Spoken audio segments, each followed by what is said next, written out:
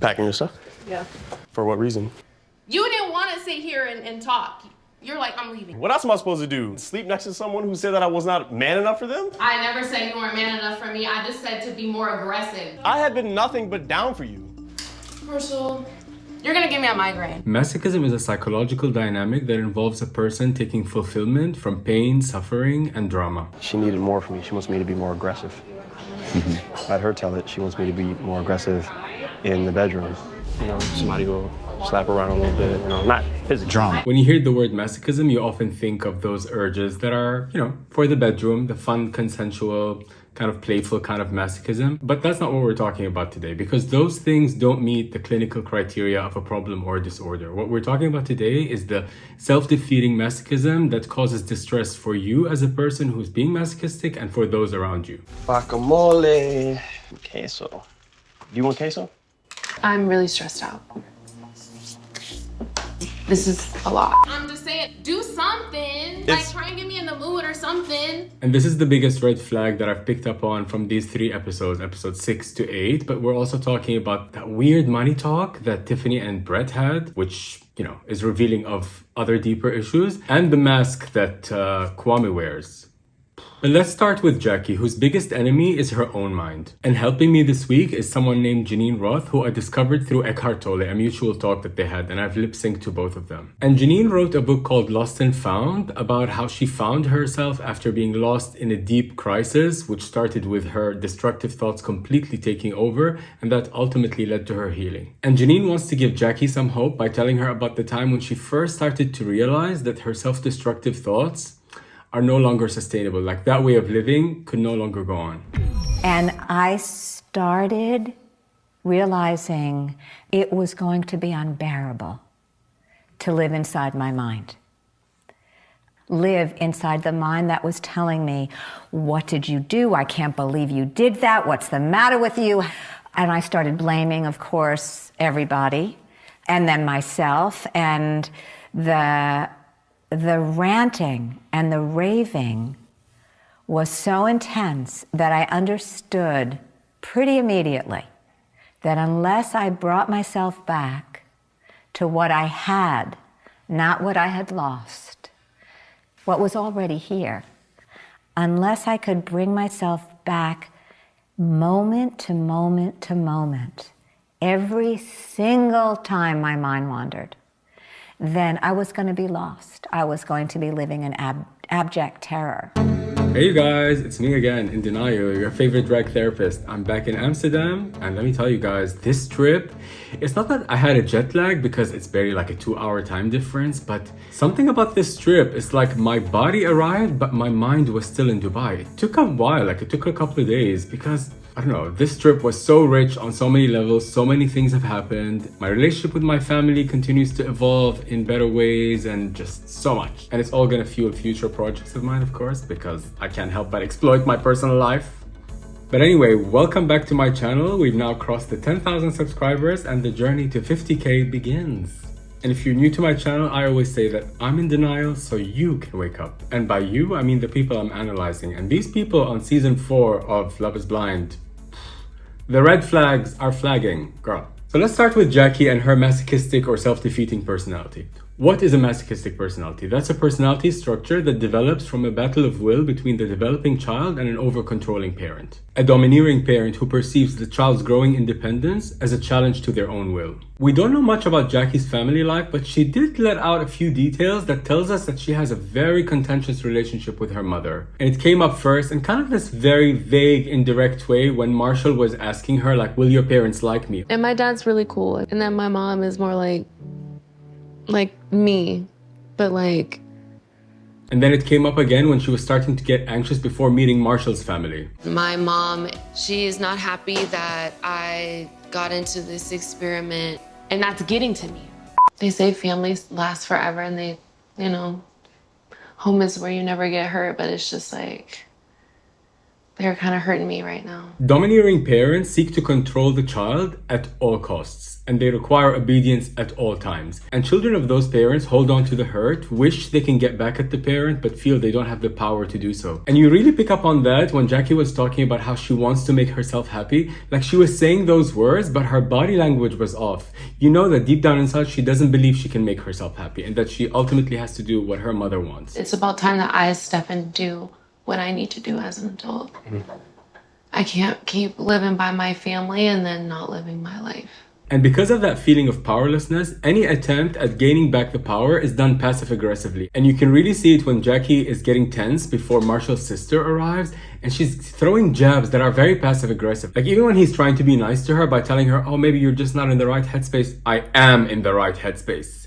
And she tells him, your energy is throwing me off. And he's like, okay, I'm just gonna go over there and have a Coke and a smile. She's like, yeah, you do that. I would much rather you be in a comfortable headspace than put you in a position where you're I'm in a comfortable headspace right now. I think your energy is making me even more stressed out. Okay. I'll go have a Coke and a smile. Coke and a smile. Yeah. Do that. Cool. Also, Coke and a smile? Girl, pull yourself together. So what are the traits of a masochist? First of all, they work themselves to extreme exhaustion, and Jackie's alluded to that several times, and even in the post-show interviews where she talks about her family, that she supports her family, even a brother who's gotten out of jail. Second, they complain a lot about their life but refuse any help, which is Jackie to a T every time. Marshall's just trying to help her. Third, being attracted to abusive relationships or to partners who actually hurt you. And Jackie's hinted at that, like by actually asking Marshall to be aggressive and telling us about the kind of guys that she likes. And this is a very interesting one to analyze, because what happens when you're drawn to abusive relationships, you're actually taking pride in enduring the pain. So even though you're re-victimizing yourself, probably repeating abuse that happened in your childhood or somewhere in your past, but even though you are re-victimizing yourself, you're taking some kind of sense of pride by enduring the pain. So you feel in a strange way that you have the power. The fourth sign is feeling trapped in an endless cycle of self-defeat, where you cannot allow yourself to feel pleasure without guilt and shame coming up to ruin it. And you really see that when Marshall is cooking breakfast for her. The fact that you woke up hella early this morning to make me breakfast.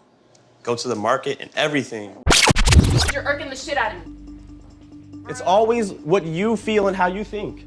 And then when I am aggressive, You're never aggressive. that's not who I am. So Okay, if you well can't then accept me, that's it then. if you can't accept me for that, then I'm not is saying that we're for you to be having a aggressive conversation. 100% of the time. And there is something very heartbreaking about her reaction to him preparing breakfast for her.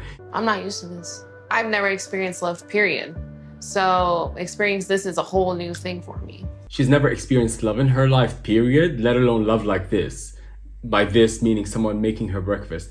First of all, it is not that big of a deal for someone to be making you breakfast. Girl, it's just breakfast. But that shows you how lacking in love her life has been. But deep down inside, every person knows in their core when their boundaries are being crossed. Even though Jackie loves to fight and loves the drama and wants him to be aggressive, at some point when they were fighting and he claps his hand aggressively, she's like, who are you clapping at? So what are you telling me then? Who are you clapping at? You! In your face! You're not clapping at me. Yes, this Jackie girl is very confused, but she projects her confusion onto Marshall, which is something we human beings are very good at doing. What do you want? What ends up happening with someone like Jackie is that critical voice of the parent becomes an internalized voice of your own inner bully. Because now, as an adult, the domineering parent can no longer control or hurt you, but now you're doing the work for them. Because their voice that you've internalized now just lives with you 24/7 in your mind, judging you all the time. And you can really see that at the end of episode 8, when everybody's at Chelsea's party, when Josh comes over, Josh, that guy who was competing over Jackie with Marshall, and he asks Jackie, so are you gonna marry him, about Marshall? Are you gonna marry him? You can see the wheels in her head are spinning. And by the way, Netflix producers, I see you, girl. I see what you're doing by inviting Josh to the party, because not only was he drinking, I think he was on something else. Maybe mixed some pills with the booze? I don't know. Allegedly. But boy was unhinged. You nasty! Ah! I'm a certified everything. I love that. Don't look at me like that, bitch. Look at me like what? I love you, bro. God. The fuck was that? By the way, in the last review, I said that he's hot and attractive, which I still think physically he's attractive, but guy's messy. And it made me think like because just like Jackie, I can see the pull and the magnet behind a bad boy. But for me, I've come to realize that I like the bad boy look, but I need your insides to be like a golden retriever or a Labrador. I like a very sweet guy, but I like him to look like a bad boy. It's like a bad boy drag, if you will, but a very tender, sweet personality. That's my man. I'm accepting CVs, by the way, so if you're out there, and while we're still on the subject of Jackie and her masochism, let's talk about Marshall a little bit, because last week I was very hard on him, and this week I got to see how toxic Jackie is and how she treats him, but still, he's enabling that behavior. She wants that toxic kind of love, and I recognize it. Because I've dealt with women like that before. I'm the first guy in there who treats them like something. By his own admission. Because if you are allowing someone to treat you that way, you have to ask yourself, why am I doing this? Being able to cook breakfast and like send her off to work and get started with my day and wait till she gets home.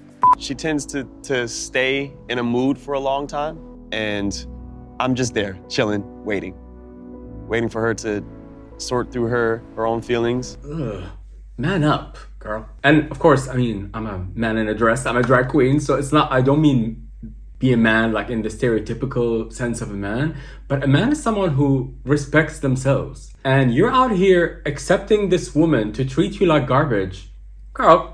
And to go back to something I said last week about Marshall, about that kind of vibe of him being this nice guy, but it's a mask. Maybe sinister is too big of a word, but like there's something else underneath that kind of nice guy exterior that's just bubbling up. And you really see it this week when he tells Jackie about her being a project that he wants to fix. Make me feel like something, Jackie. I don't make you feel like nothing, so why the fuck are you still with me if I didn't make you feel like nothing? Because I see you as a project and I saw potential. I'm a project. I saw you as a project. And I saw many people on the internet commenting about this one, and rightly so. But there was another one where I don't know if many people noticed that, but also at Chelsea's party, Jackie and Marshall at that point had a fight, so they came separately. And when Jackie arrived, she arrived in a very nice, sexy outfit, and he just wanted to cover her up. It was giving shades of like, I possess you kind of a thing. So hot. Thank you.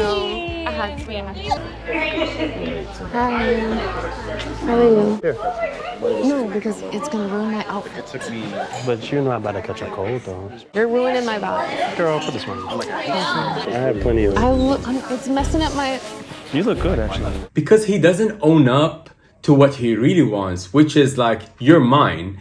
And Josh is over there looking at you, and I don't want anyone else to have you. At least I would have respected him if he said that. But again, he does it in this kind of covert, passive-aggressive way, playing the nice guy. Oh, you're cold. Girl, she's not cold. She told you. And you're inside. But in a dynamic like Jackie and Marshall, where someone like Marshall is enabling the masochist, you have to ask yourself, is Marshall also a masochist? Because he allows this. But whatever type of masochism you're involved in, whether it's the very overt one like Jackie or the very covert, sinister one like Marshall, the way to get rid of that, or the first step to getting rid of that, is to tackle the inner critic, that voice that keeps you stuck in the self-defeating behavior. You have to listen to that voice, ask it what it wants and what it's trying to destroy. And now onto the other red flag that I noticed in these episodes, the money talk, the awkward money talk, specifically between Tiffany and Brett. I'm comfortable with what I'm spending, how much I'm making. How about you? Like, do you feel like you're overextended? There is this judgmental, low-key condescending tone that Tiffany adopts when she's talking to Brett about money. Oof, I don't know. And it started from the second they moved into their apartment in Seattle after they returned from Mexico. This will be my side, and all of that will be yours. Because you so flashy. Everything in your place is so high end. Bougie Brett. Bougie Brett. Bougie Brett. Bougie Brett. She tries to make it funny, but girl, it is not funny. Say what you want to say. I mean, you do, you dress very nice, Brett. I looked at some of your wardrobe and I was like, oh, he's spending the big bucks.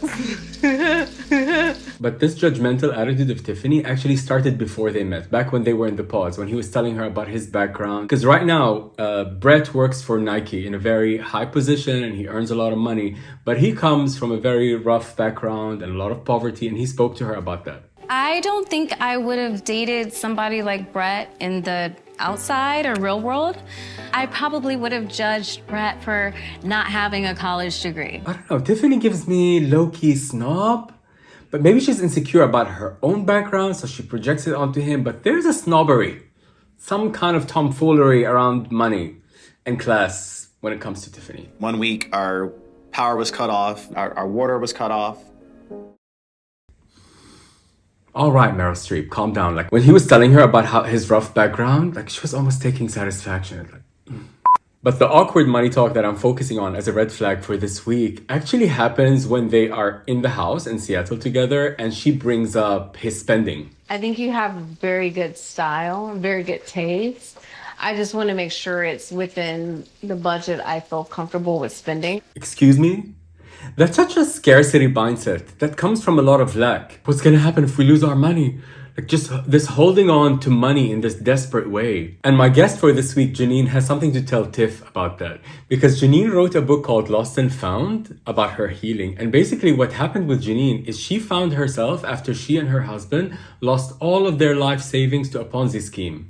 The Ponzi scheme by Bernie Madoff. And Janine wants to tell Tiff about the time they got the phone call that they lost all their money. First I was shocked and then hysterical and then in terror. And then I called a couple of very dear friends and teachers. And two of them said to me, "You've lost your money, but nothing of any value is gone." And I said in that moment to both of them, now is not the time to be spiritual.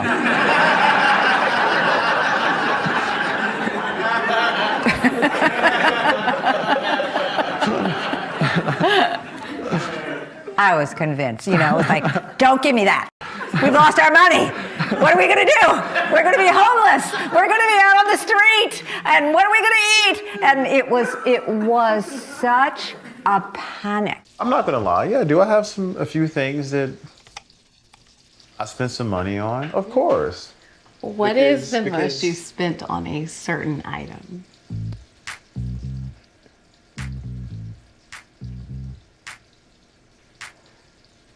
When I wrote Lost and Found, I found that talking about money was very difficult, not for me at that point, because I became so interested in money.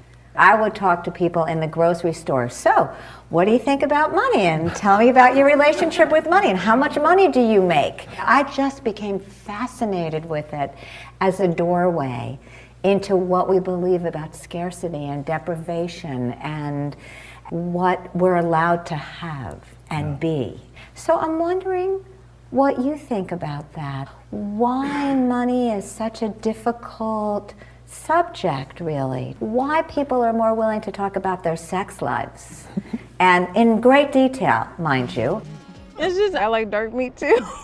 Rather than talk about money. So I'm curious about what you think about that. So how do we have a money talk that isn't awkward? A healthy way of discussing money. Because by the way, statistically, 1/3 of couples say the biggest cause of stress in their relationship is money. But the interesting thing is that lack of communication is actually worse than lack of money. And the 3 most important questions to ask your partner before marriage are: what do you earn, what do you own, and what do you owe? And you need to ask those questions in a very clear way that isn't covert, so you don't have to do the bougie breath. And it's also very important to ask, how was money dealt with in your household while growing up? What were the traditions around money?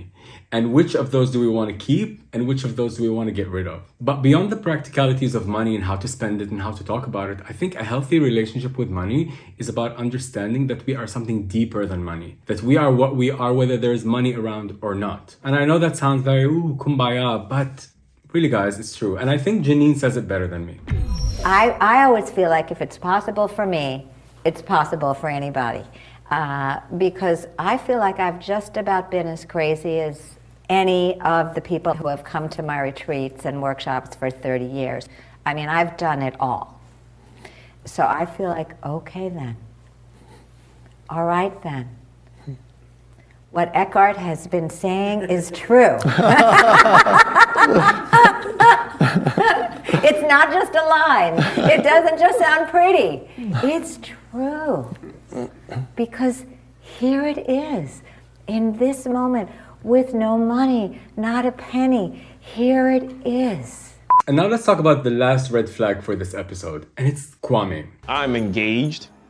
We live in a house together, and that shit is crazy. I didn't know what to expect walking into our place and what it would look like. I know. Specifically, the mask of the agreeable guy that he wears. Because, you know, when I think of Kwame, I can't help but think of something that I read or heard once Gabor Mate talks about. If you look at people who are very charismatic and attractive and doing their best to just kind of always be nice and pull people towards them, those are people who, when they were young, felt extremely unattractive and undesirable and unwanted. That's why they do all this. And to me, that's really Kwame, because you can tell he's pushing down who he really is somewhere deep down underneath this smile, this fake smile that he always has on when he's talking to Chelsea. And if you compare to the smile that he has when he's with Micah, my God, his whole face is relaxed when he's talking to Micah. And by the way, this is a big sign. You know when an expression is phony? When it can go away just like this. You know, for example, like fake crying. Because if you're really crying, it takes a while for you to kind of come down from that. And if you're really laughing or smiling, it also takes some time to come down for that. Like think about the time when you're laughing really hard with friends.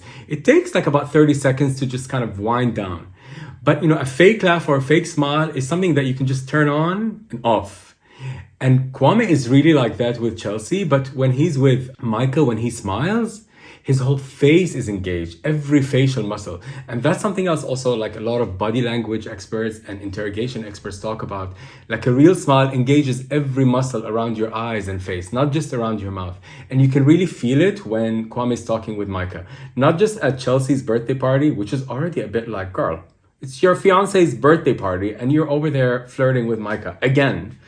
But also when he was with her in the pool, like his smile is so warm, like, my God, even though I think Micah and Kwame are toxic, but I want someone who looks at me the way Kwame looks at Micah. Because, girl, he wants her so bad. Girl.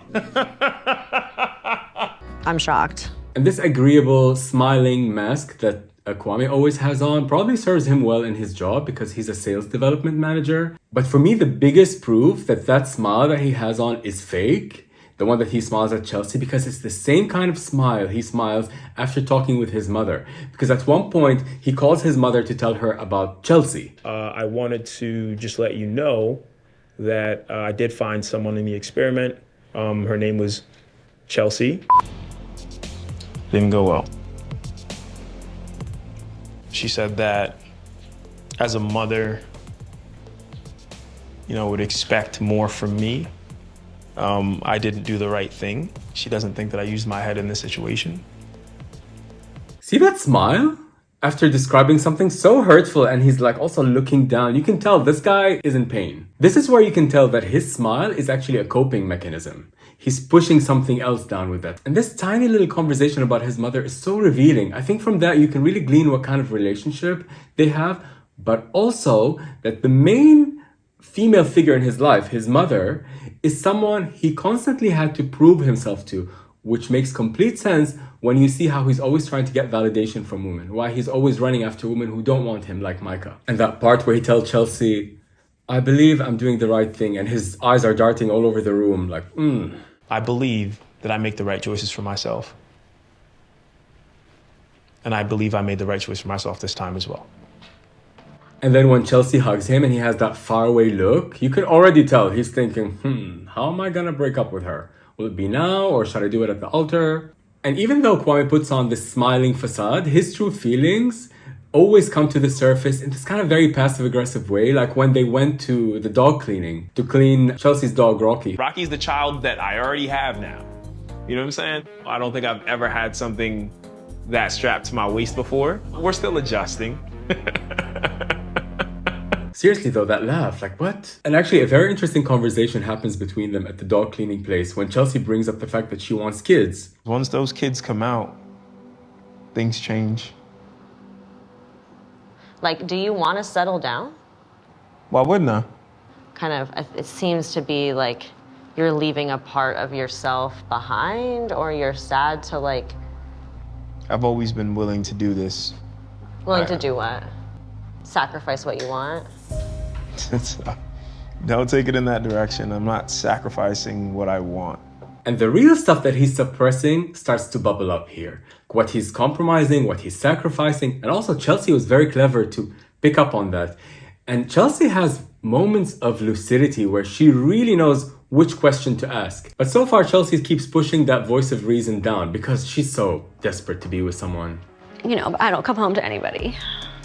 Single people have a lot of lonely nights. Like, I constantly FaceTime my friends when I eat. But for Chelsea or anybody else struggling with this kind of loneliness, what you need to do is touch that loneliness. Go to it. Don't be scared of it.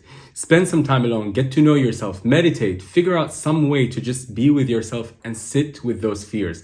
Because when you face them head on, you will realize they're actually not that scary. And only then will you start to wake up. There were moments when I was like, when is it going to happen for me, you know? That's what I believed. I believed that I would always be sort of like a little busy beaver. I would be working at it and efforting at it, and I would be meditating, and even though I didn't really like meditating very much, I still wanted to be a good spiritual student. And even though intellectually I heard, yes, of course, it's your true nature, I still believed, well, maybe it's not my true nature.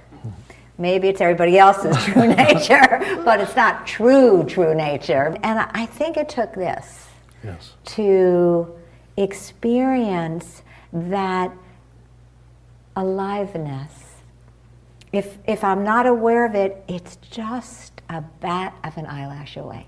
In a nutshell, you guys, you have to use those moments of crisis to help you cross to the other side. You have to walk through it. You have to live.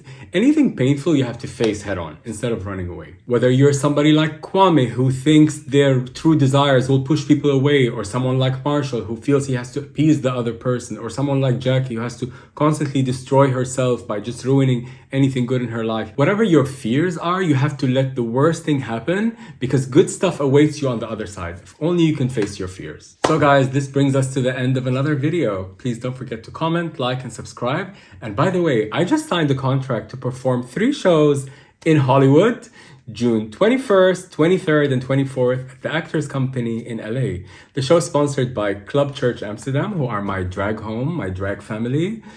And I'm gonna announce tickets, I think, after April 20th. And I'm also playing 4 times at the end of May in Brighton, UK. I'm gonna link that because the tickets are available for that one. Hope to see ya.